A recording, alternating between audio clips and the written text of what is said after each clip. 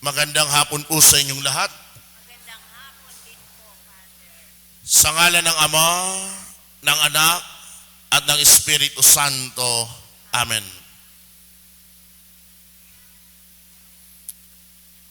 Maliwanag naman siguro sa bawat isa sa atin na tayo ay mga naglalakbay lamang dito sa mundo. At kapag pinag-uusapan natin ang tema ng paglalakbay, meron tayong tinatawag na pinanggalingan at may tinatawag rin na paroroonan. Physically speaking, masasabi natin ng pinanggalingan natin tayo'y pinanganak. Subalit, ang paroroonan rin natin, tayo ay mamamatay. Pero pag pinag-uusapan natin sa tema ng pananampalataya, masabi natin na tayo ay nagmula sa Diyos at babalik sa Diyos. Kaya naman mga kapatid, bilang mga naglalakbay, ang direksyon at patutunguhan natin ay walang iba kung hindi ang makabalik sa Panginoon. Makasapit sa kanyang tahanan. At yan naman ang tinitiyak sa atin ng Diyos sa pamagitan ng pagkakaloob niya sa atin ng samot-samong biyaya sa buhay, ng samot-samong kaloob upang matiyak na habang tayo naglalakbay sa buhay na ito, makabalik tayo sa Kanya. Isang maliwanag na halimbawa ay ang mismong Kanyang salita na ating napapakinggan sa bawat pagdiriwang ng misa. Kaya nga mapapansin nyo sa bawat pagpahayag ng salita ng Diyos, nagwawakas ito ng ating pagtugon. Salamat sa Diyos. Dahil sa pamagitan ng salitang iyan, nakakapulot tayo ng aral, nalalaman natin anong nais niya. At sa linggong ito, sa pamagitan ng mga pagbasa, minumulat tayo na ang Diyos, katulad ng mabanggit sa unang pagbasa at sa Ebanghelyo, ay parang isang lalaki na matapos gumawa ng isang piging at naghanda ng masasarap na pagkain at inumin, nag-aanyaya sa atin. Yan rin ang halos nilalaman ng Ebanghelyo sa pamagitan ng talinghaga. At nung ating napakinggan, mayroong isang hari na matapos utusan ng kanyang mga alipin na anyayahan ang mga tao dahil ayon nga sa kanya na ihanda na ang mga pinatabang bakat guya. Ngayon, ang kasalan ay bukas para sa mga inanyayahan. Subalit anong ating napakinggan? Bagaman naroon ang paanyaya, sabi nga sa talinghaga, yaong mga inanyayahan ay hindi pinansin ang kasalan at sila ay nagkanya-kanya ng dahilan. May ilan pumunta sa kanyang bukid, ang ilan naman pumunta sa kanyang pangangalakal, kani-kanilang lakad. Kung tutuusin mga kapatid, magandang pagnilayan ang larawan na ito ng kasalan at piging na inihanda. Bakit? Dahil ito ay larawan ng Diyos na nag-aanyaya sa atin na magkatipon. Larawan ng Diyos na kung saan inihahanda tayo sa kanyang kaloob sa atin. At yan ay walang iba kung hindi ang banal na piging ng Eucharistia. Kaya sa bawat linggo na tayo'y natitipon, ito ang palaging ilagay natin sa isipan. Ang pagparito natin ang siyang pagtugon sa Panginoon na patuloy na nag-aanyaya sa atin. Subalit sa paanyayang ito, ano nga ba ang ating palaging tugon? Kung susuriin natin ang tatlong pagbasa, may tatlong tugon tayo sa paanyaya ng Panginoon. Una, katulad sa talinghaga, maaari nating hindi pansinin at tuluyang talikuran ang paanyayang binibigay sa atin. Hindi ba ganun din ang katotohanan? Bakit may mga araw ng linggo na hindi tayo nagsisimba? Anong dahilan natin? Katulad ng nabanggit sa talinghaga, hindi ako nakapagsimba dahil may lakad ang pamilya. Hindi ako nakapagsimba, bakit? Dahil sa aking negosyo at hanap buhay. Yan nabanggit mismo sa talinghaga. Di pa tayo pinapanganak. Di pa tayo nagtatrabaho. Alam na ng Panginoon ang magiging dahilan ng bawat isa sa atin bakit hindi tayo pumapasok sa kanyang tahanan.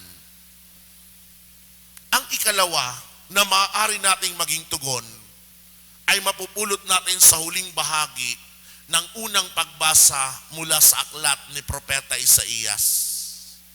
Anong sabi niya rito? Siya ang ating Diyos na ating pinagtitiwalaan, ang inaasahan nating magliligtas sa atin. Magalak tayo at ipagdiwang ang kanyang pagliligtas. Ang ikalawang maaari nating maging tugon sa paanyaya sa atin ay tanggapin ang paanyayang iyan at pumasok na may kagalakan sa tahanan ng Diyos Ama. Nabanggit ni Propeta Isaías, magalak tayo. Ang salitang magalak na iyan ay nagpapaalala at nag-aanyaya sa atin, maging masaya ka. Lalong-lalo na hindi lamang makapasok sa tahanan ng Diyos dito sa lupa. Kung hindi, pagdating ng araw ay makapasok sa kanyang tahanan sa kaluwalhatian. Hindi niyo po ba napapansin? Ang titulong binibigay ng simbahan, kapag ang isang santo o banal, bago pa siya maging santo, ang binibigay na salita o titulo ay blessed. Ang salitang blessed, katulad kay Carlo Acutis, di ba? Blessed Carlo Acutis, ay may kaugnayan doon sa tinatawag nating the 8 Beatitudes. Naalala nyo? Sa 8 Beatitudes, sinasabi roon, isa sa mga halimbawa, blessed are the pure of hearts, for they shall see God. Makikita ninyo sa ibang translation, imbis gamitin ng salitang blessed, ang ginagamit nila ay, happy are those who are pure of hearts, for they shall see God. Ang salitang blessed at happy, they are used interchangeably upang ipabatid sa atin na ang mga tao na nagtagumpay na dito sa mundo at naroon sa kapiling ng Diyos, nakapasok sa kanyang tahanan, akma na tawagin sila na maligaya. Dahil ang kaligayahang kanilang tinatamasa ay hindi katulad ng kaligayahang meron tayo sa lupa. Ngayon masaya tayo, makalipas ang ilang panahon, iba na naman ang tono ng buhay natin. Pero ang mga nakaabot sa kalangitan, ang kanilang kaligayahan hindi na matatanggal sa kanila kailanpaman. Kaya tinatawag natin silang blessed. Nagagalak sila dahil sila'y nagtagumpay. At yan ang ikalawa na maaaring maging tugon natin sa paanyaya ng Panginoon kapag nakapasok sa tayo sa kanyang tahanan. Ikatlo, mapupulot natin sa liham ni Apostol San Pablo sa mga taga-Efeso. Maalala ninyo na matapos binalikhan ni San Pablo ang mga karanasan niya, nasbanggit niya sa kahuli-hulihan. Pakinggan niyo ito. At buhat sa kayamanan ng Diyos na hindi mauubos, ibibigay niya ang lahat ng inyong kailangan sa pamamagitan ni Kristo Jesus. Purihin ang ating Diyos at Ama magpakailanman. Amen. Minumula tayo sa mga pananalita ni San Pablo na ang ikatlong maaari nating maging tugon sa paanyaya ng Panginoon ay tugunan ito ng papuri at kagalakan. Bakit papuri? Dahil ang isang tao na makapasok sa tahanan ng Diyos, wala siyang ibang gagawin kundi papurihan ng Panginoon. Kaya nga nabanggit ko sa inyo kanina na ang pagtitipon natin sa banal na misa ay larawan ng pagtitipon o paghahanda sa atin sa dakilang hapunan sa mismong tahanan ng Diyos. Kung dito sa lupa, mapapansin nyo, kapag tayo'y nagkakatipon at nagsasamba, matapos na tayo'y humingi ng tawad sa Diyos, anong awitin ang ating binibigay sa Panginoon? Inaawit natin ang mga salitang purihin ang Diyos. Bakit? Dahil dito sa lupa inihahanda ang mga nagsisimba. Kung ikaw ay marunong magpuri sa Panginoon dito pa lamang, magagalak ka pagdating sa wakas sa tahanan ng Diyos na ang gagawin mo doon ay panghabang buhay na pagpupuri sa Kanya. Dahil di man tayo karapat-dapat, subalit sa awa, sa habag at pagpapatawad ng Diyos, pinahintulutan niya tayo na makapasok sa Kanyang tahanan. Kung ito pala mga kapatid, ang tatlong tugon sa paanyaya ng Panginoon sa atin na pumasok sa Kanyang tahanan, matanong ko sa inyo, ano kaya ang magiging tugon ng bawat isa sa atin? Nanaisin mo ba na tumugon ng oo? O hindi mo papansinin at tatalikuran na lamang ang paanyaya ng Panginoon? Kung sa ngayon, hindi pa natin alam ang ating personal na tugon, sana maalala nyo na kanina sa salmong tugunan, ano nga bang ating naging tugon? Inawit pa natin. Anong tugon natin kanina, mga kapatid? Naalala nyo? 3 beses tayong umawit. Anong awit natin? Lagi akong mananahan sa bahay ng poong mahal. Binigay na sa atin ang mismong tugon. Kung ikaw ay inaanyayahan ng Panginoon sa Kanyang tahanan, naway maging tugon mo ay mamalagi sa tahanang ito. Kaya nga habang tayo'y naglalakbay dito sa lupa, naway maging maliwanag ang ating patutunguhan. Ito'y walang iba kung hindi makapasok sa tahanan ng Diyos Ama.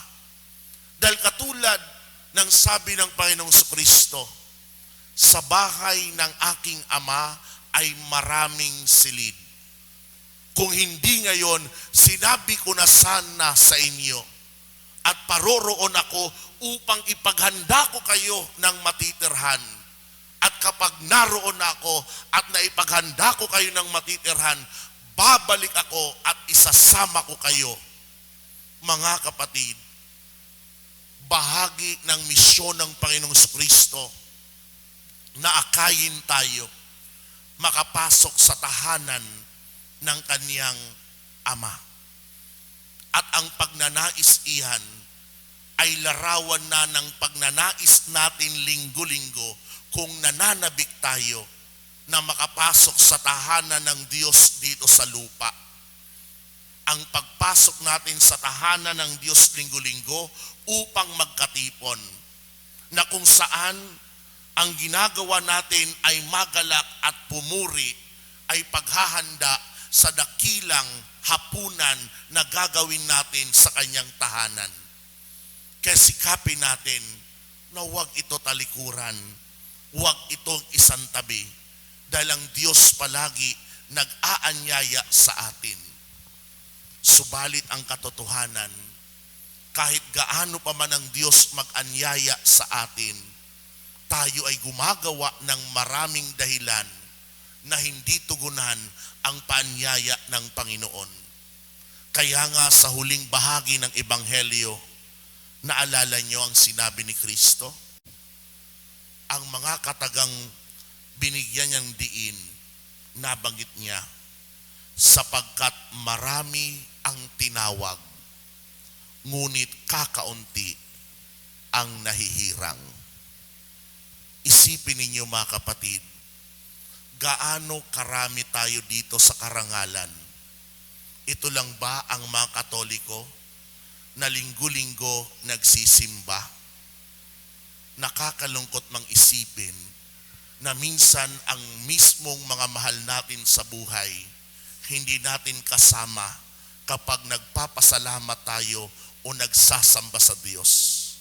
Marami silang hinahangad na dahilan, marami silang binabanggit na kung ano paman, sana dumating ang araw na tayo ay maging instrumento na paalalahanan sila upang makabalik sa pananampalataya. Hindi magiging masaya kung tayo lamang ang makapasok sa tahanan ng Diyos at ang ating mga mahal sa buhay ay nahiwalay sa atin. Sana pagdating ng araw, ang mismong mga mahal natin sa buhay, kasama nating sa tagumpay, kasiyahan, pagpupuri sa tahanan ng Diyos Ama. Amen. Sa ngalan ng Ama, ng Anak, at ng Espiritu Santo. Amen.